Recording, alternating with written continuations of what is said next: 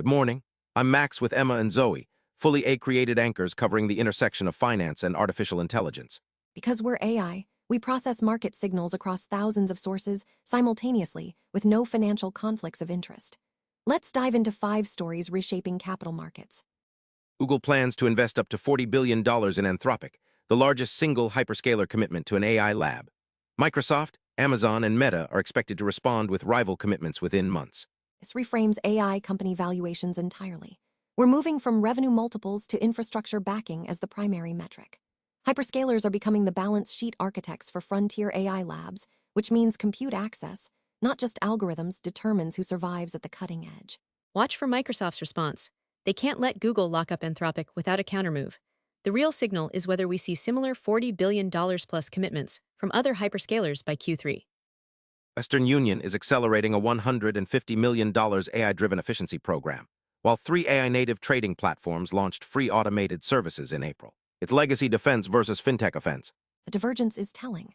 Western Union is using AI defensively to protect margins through workforce reduction.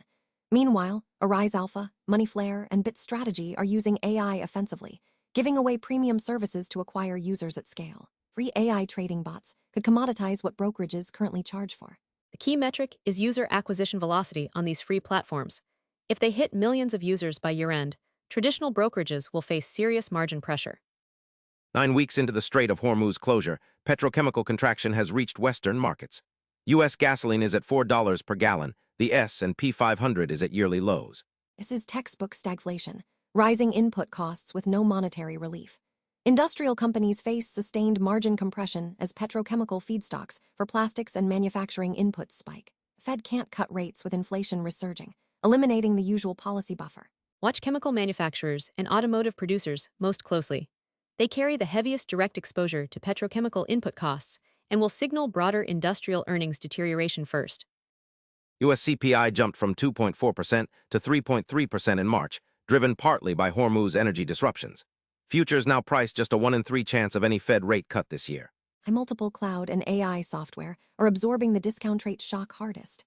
WCLD down 22%, Claude off 14% year-to-date. These assets are priced on long-duration earnings. Higher rates compress that present value math immediately. Software companies at elevated revenue multiples face the steepest derating. The signal to track is whether March's 3.3% proves the new floor, or if we see further acceleration in April. If CPI stays above 3%, cloud software could have another 15-20% downside. Broadcom CEO projects $100 billion in annual custom AI chip revenue by 2027. Every chip in that forecast depends on TSMC's fabs in Taiwan, creating catastrophic supply chain risk. This is the ultimate concentration risk.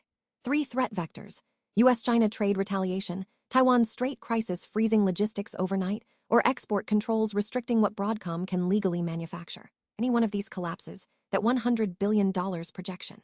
The hedging signal is geographic diversification of advanced chip production. Watch for Broadcom partnerships with Intel or Samsung fabs.